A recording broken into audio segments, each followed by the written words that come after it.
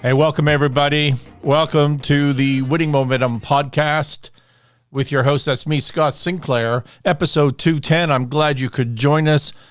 You know what I never ask you to do? I never ask you to hit like or subscribe on whatever platform you're listening to this show. So please do that. It really helps the situation. On YouTube, give a like. YouTube, give a like. Give a subscribe. Same on the audio platforms. You can check out all my content at thescottsinclair.com. We're having a little technological advancement today. We'll see how this goes. I want to be able to screen share with you, and so I'm recording on Zoom rather than what I'd normally do, and we'll just see how that goes. What is the most important key to success in your life? Any ideas on that? What is the most important secret to success? Well, one of them, for sure, is compounding. When we talk about wealth and how wealth is created, the magic of compounding is so important. And I'm going to walk through the math on that for you today. And then we're going to take that concept as a filter, as a way to think about everything. How can I compound that? How can I make my returns 1 + 1 = 3 instead of linear, instead of geometrical? How can we make these exponential and compound? And we can apply that, I think, to every aspect in our life. So let's start. I built you a little spreadsheet here. So I'm going to share my screen. And for those of you on the audio only, I'm also going to describe this for you. You can see the visual on YouTube, but I don't think you will need to. It's just a cool little spreadsheet that I built this afternoon. So what I've done here is I've said, let's pretend you're 25 years old right now. And again, it's not important, the actual specifics behind the assumptions that we create, but let's pretend you're 25 years old and that you invest $1,000 a month from 25 to 70. From 25 years old to 70 years old, every single month you put $1,000 aside. You invest that to generate a return. Okay, so that 25 to 70 is 45 years, which is what this cell on the spreadsheet says, which is 540 months. And I'm using a estimated return of 11.82% for this calculation. Now, why am I doing that? I'm doing that because if you Google S&P index returns since inception, since the history of time, it's annualized return 11.82%. It doesn't matter what number you use. It's the concept that we're talking about here. But for this purpose, I chose the S&P index if you were to buy U.S. stocks. And so let's start with this part of the table right here. And I say, well, at month 0, you start off in this adventure at 25 years old with $1,000 to invest. And then in month 1, you invest another $1,000 at the end of the month. And you also made some return on your opening number in that 30-day period. And that return was $9.85, which is this 11.82% for the month. So that's an annual number. You would divide that by 12. Okay. And so at the end of this period, you have $2,009.85. And then you repeat into month 2, you invest another $1,000. You've got a return based on what you have in the bank account or the investment account that month, or in the markets, as I put it, this month, and you continue on. So this is how investment works. Now, at the end of month 540, so 45 years later, when you're 70, and again, I know you're 25, you can't afford $1,000 a month. At some point you got married and you bought a car and you bought a house. Did you know that in the wealth management business, they teach the salespeople that all major purchases are done all at the same time, within the same year. Buying a house, buying their first substantial automobile, having a child, getting married. It's all in this really, really short. Obviously, you're not necessarily having a kid and getting married in the same year, but some people are, but not the norm, not the average, let's put it that way. And so, but in a really, really short period of time, you do all of those things. Anyways, this is just the math that we're going to walk through on compounding. So let's not get hung up on the fact that maybe you can't afford $1,000 a month at 25 years old. But what happens if you did? So for 540 months, you have $1,000 put in, and you can see here that the total principal, because you started with $1,000 and then put in $1,000 a month for 540 months, your total principal at the end of that is obviously $541,000. Your investment returns are $19.7 million, and you have a total of $20.2 million of wealth. $20.2 million of wealth because of this 11.82% return that the S&P on average is kicking out for you in this hypothetical example. Now, what if, and so that's the power of compounding, the power of investing, and the power of creating wealth. What happens, and this is not reality, but what happens if you just had a simple return? In other words, you're not compounding. So compounding literally means in the finance world that if you look here in your first month, you generated, as I said, $9.85 as a return. Well, now, next month, not only are you getting a return on the $2,000 of principal, but you're also going to get a return on that $9.85. Understand? So it's compounding. You're rolling that back in to the deal, and that's what compounding is. And so you generate, in the end, a wealth. You've invested $541,000, but your wealth at the end of that is $20.3 million. If it wasn't compounding, you would have the same principal invested of $541,000, you can see here, but your return has dropped to just under $2 million. So your wealth has dropped from $20.3 million to just under $2 million. And the difference is the power of compounding. Because things are compounding, things being the investment returns in this particular case, because it's compounding, you've generated in excess of $18.3 million of wealth. The compounding is a multiple of 13.73 times over non-compounding, the simple example, or about 1,273% more wealth than if you didn't do it, than if you weren't compounding. That is the power of compounding. And I'm telling you, it's the secret to a lot of things. It's certainly how wealth is created, right? I mean, there's a limited number of absolute must-haves to create wealth versus live a good life but never create wealth. And one of them is compounding. Another one might be leverage. Another one might be scalability. But, I'm running out of ideas after that. I really think that compounding, that's what I'm trying to stress for you. You can see the math. You can invest $541,000, and through the compounding, you can get up to 20.293 or 20,300,000 worth of wealth. It's really incredible. Now, I'm going to just show you a little example here, because we're going to talk in a minute about well, let's just carry on with one thing. So this is using 11.82% return, which, as I said, I picked up as the average S&P index return. And now you've seen the power of compounding. And what we're going to urge you to do here today is not just in your financial world, but in your entire life, to use compounding as a frame, as I said. So when you look at this spreadsheet, I ask you, should you save and invest? Should that be a regular part of your life? Well, of course it says. Of course it should. Look at the wealth that has been created because of this. So save and invest. You can make an incredible amount of wealth if you're just being regular about your investment, if you're being methodical, if you've turned it into a habit, and if you're being conservative. What do I mean by being conservative? You don't need to gamble on 10 baggers, as they say in the industry, on something that's just going to shoot to the moon, on Bitcoin or anything like that. You don't need to do that to get wealthy over time.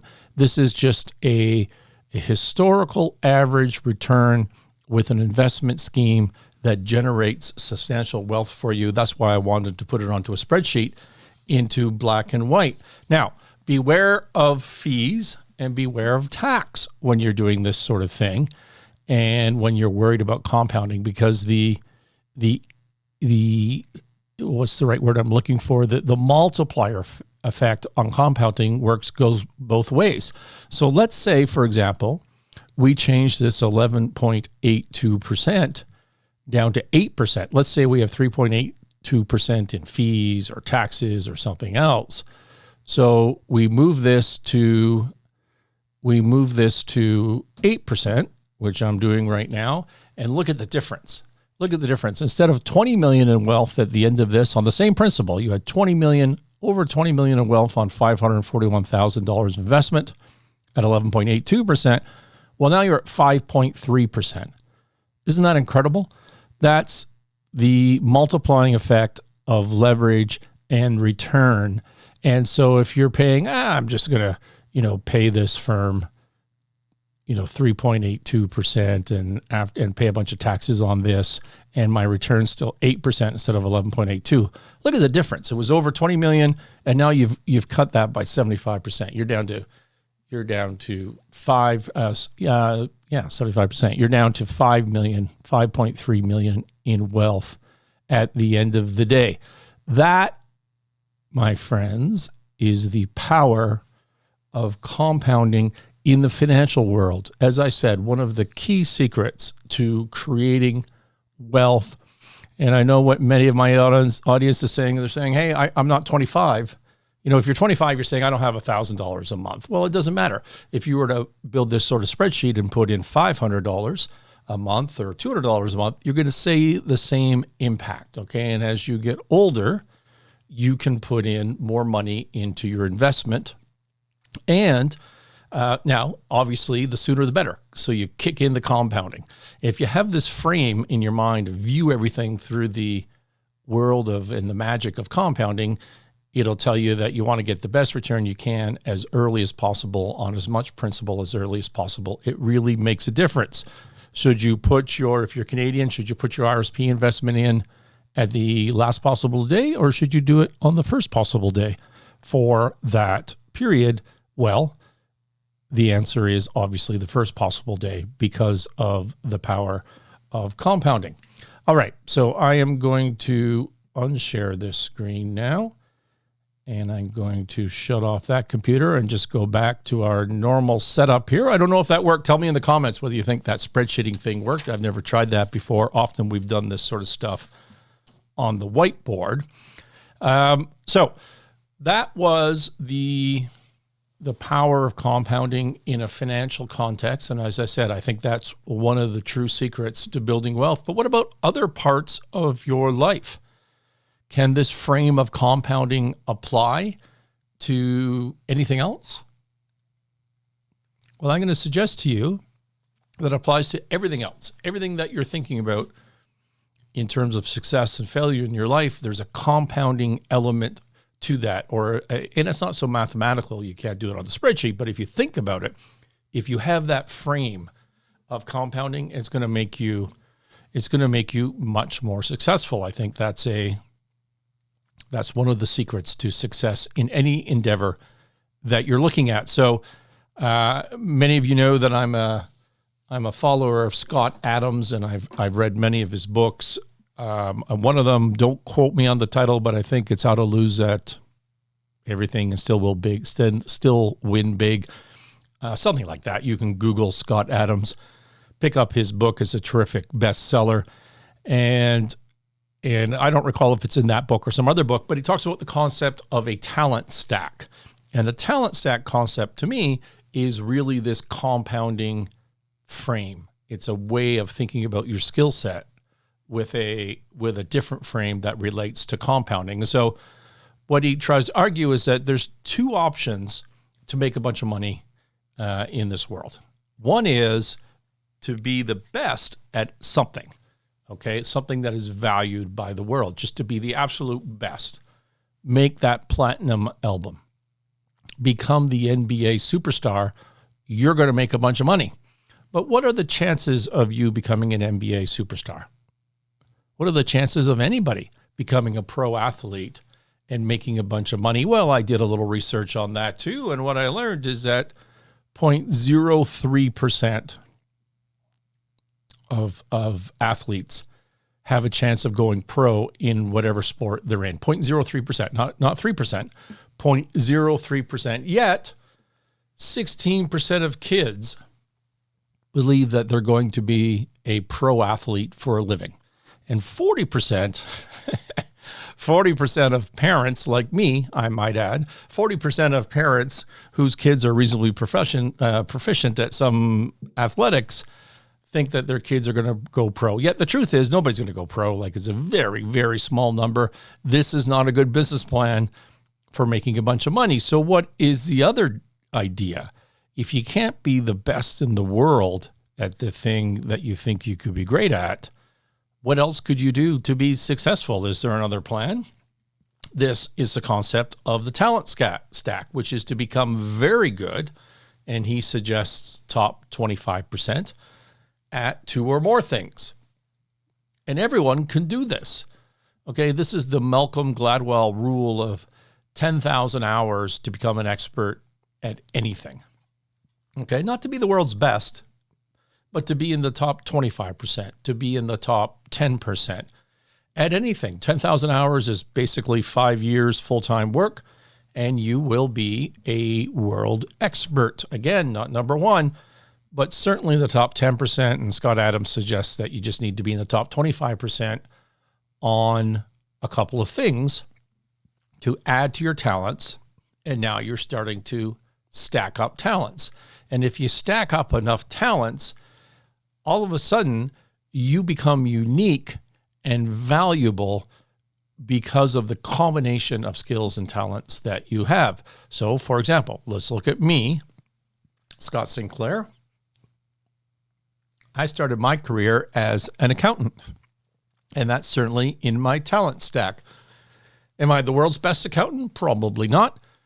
Almost certainly not, but I'm in that top 10%. I'm sure as hell in the top 25%. I'm a decent accountant, even though I don't do any accounting anymore, but that's how I started my career, and that was my original skill. In fact, my original skill may have been my general business knowledge from an academic point of view, getting my business degree from Telfer.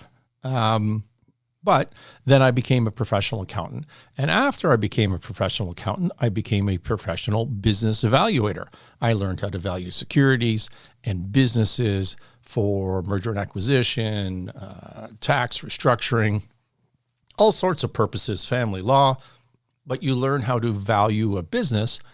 And I added that talent to my accountant talent stack. Now, if it was me at that point in my career versus your average accountant, or even your average bookkeeper, let's say, because I was a chartered professional accountant, sort of the highest level in my jurisdiction at the time of accountants, well, I stack up pretty well. It's not just accountant to accountant, it's accountant plus business evaluator. And so if you're looking for that sort of advice, well, my talent stack was better than the plain accountant, even if the plain accountant was a better accountant than I was as an accountant. And then I moved from that to investment banking. And am I the world's best investment banker? No, but I added that to my talent stack of accountancy, business valuation, became an investment banker. And then I became an expert and a very highly rated expert at turnarounds and dealing with troubled companies and restructurings and making businesses that are failing, saving them. I added to my general business knowledge because I became an executive or director of many, many businesses. I worked in multiple industries, so I have multiple industry knowledge. I have multiple country knowledge. I've worked in 27 countries in the last decade or so, maybe longer than that now. And so I have, an international expertise for business. I've worked on and became an expert in international corporate transactions and structures using various, international jurisdictions and tax havens and all that sort of stuff. I became, not the world's best expert at that, but certainly in that top 10%. top 25%, no doubt about that. I became an entrepreneur, experienced at startups. I became an expert at risk analysis. And in the last 10,000 hours, well, I'm not done the 10,000 hours. I'm about halfway through it, but I've been working on communication and this sort of content. This is a purposeful exercise to add to my talent stack. So there's, for me, what I consider to be my talent stack, my skills, my expertise. And now let's go back and compare me to that accountant, for example, who has not added to their talent stack. Well, I look pretty good, right? Because the more that you add to your talent stack, the more you differentiate yourself, and in the right situation, the more valuable you become.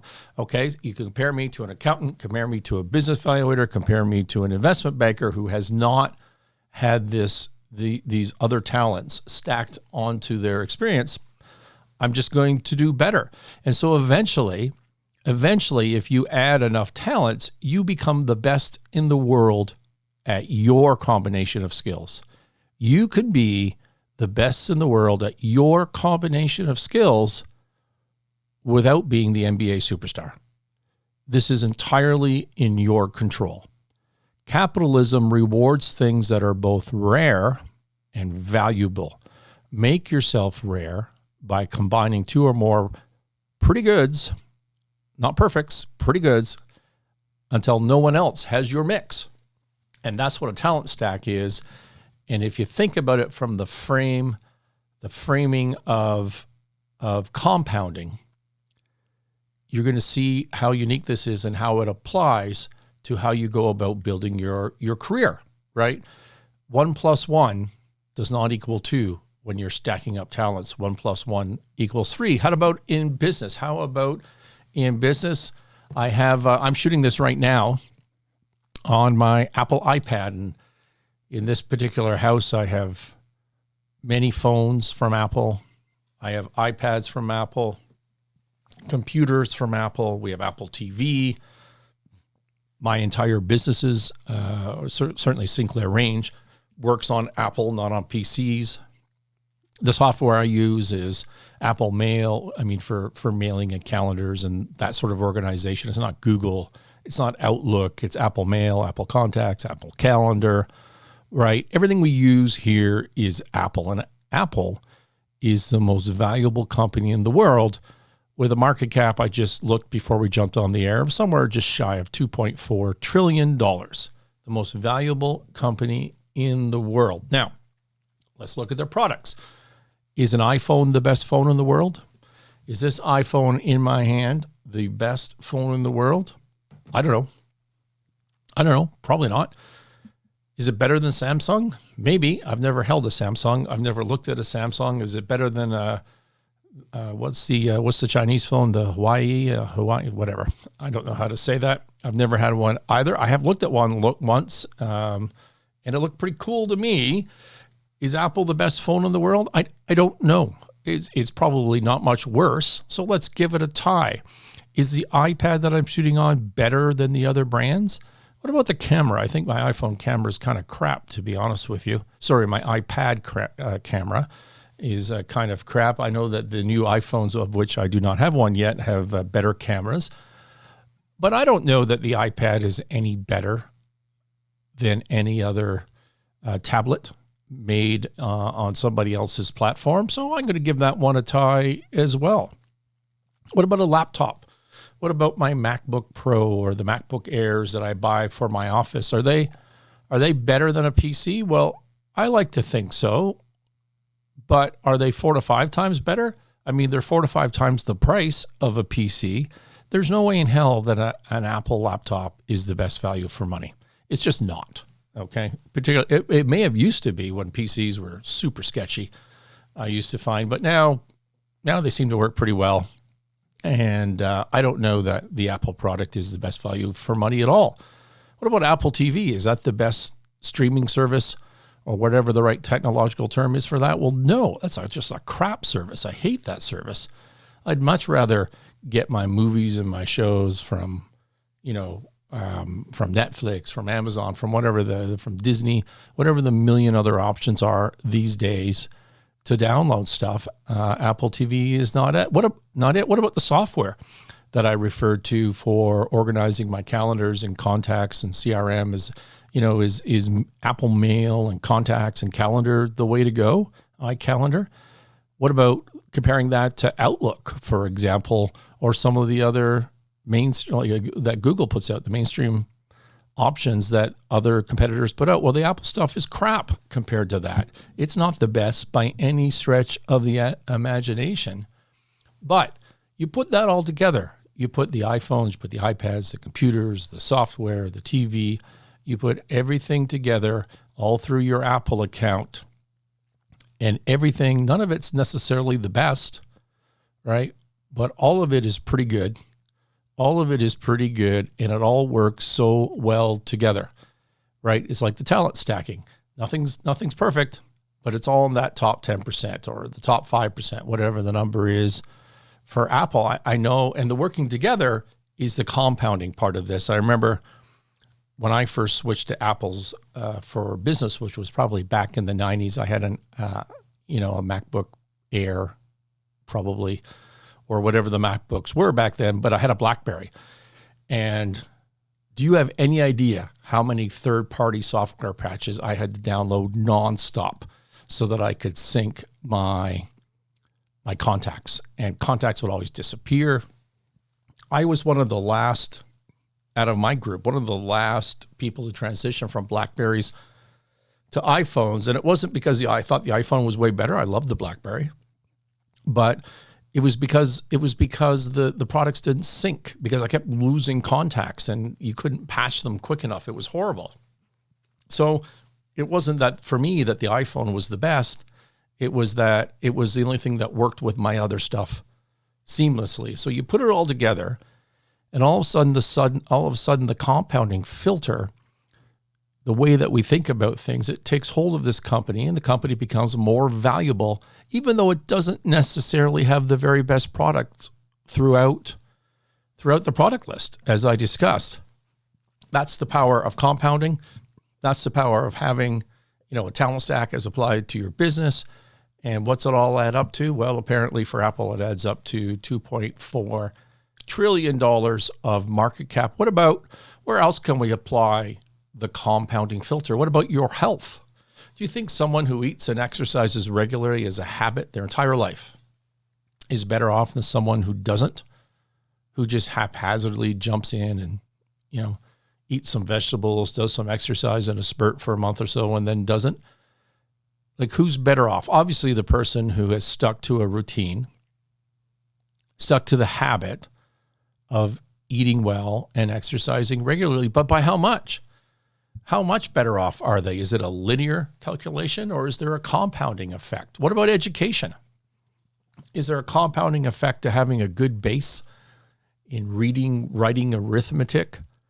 It seems obvious that when you apply the frame, when you think that way, that having the base, having the early investment, as I showed you on the spreadsheet, is the most important thing for later in life. Now, apply that into the negative to this idea of quiet quitting, which I've got in trouble for talking about on this podcast before. What is quiet quitting? Just to refresh your memory, or if you're a new subscriber, quiet quitting is this new trend, particularly among younger generations and new graduates, where the idea is that you're not going to put in an extra effort or even a full effort at your job because you feel undervalued.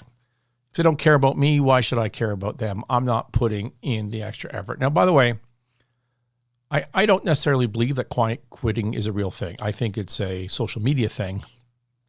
And I don't know that in real life it's a new trend. I do believe that people are quiet quitting. I have no doubt about that whatsoever. But I don't know that it's a real trend. But if it were, if you're thinking about quiet quitting, if you're 25 or 21 or whatever as a new graduate, and you're thinking, I want better work-life balance, what if you run that decision, if you run that thinking through the compounding filter? Then what? What is the impact later on in your career of slacking off today, of not putting in the extra effort, of not building that base? Is it just the hours that you slacked off? Is that the impact? Or is there a compounding cost to that? Remember when I took the the investment rate from 11.82% to 8%? Do you remember how much your wealth dropped on that spreadsheet that I built? It dropped 75%. Do you think it's any different when it comes to putting in an effort and building your talent stack and putting in the hours and becoming an expert as best you can in that particular talent? Do you think there'll be a difference, or do you think there will be a compounding impact on your career by slacking off in the early days? Obviously, think about things through a compounding frame. And I'm telling you, this is one of the greatest secrets to success in all aspects of your life, not just in building wealth, but in all aspects of your life. Where are we? We're 30 minutes in. A short show for you today. I hope you enjoyed it. This has been the Winning Momentum Podcast. And why don't you, if you like this, please give us a like, give us a subscribe, and I'll talk to you next week. I think we have a great interview next week that you'll enjoy with Jeffrey Hiscock, I believe, is up next. Talk to you guys later.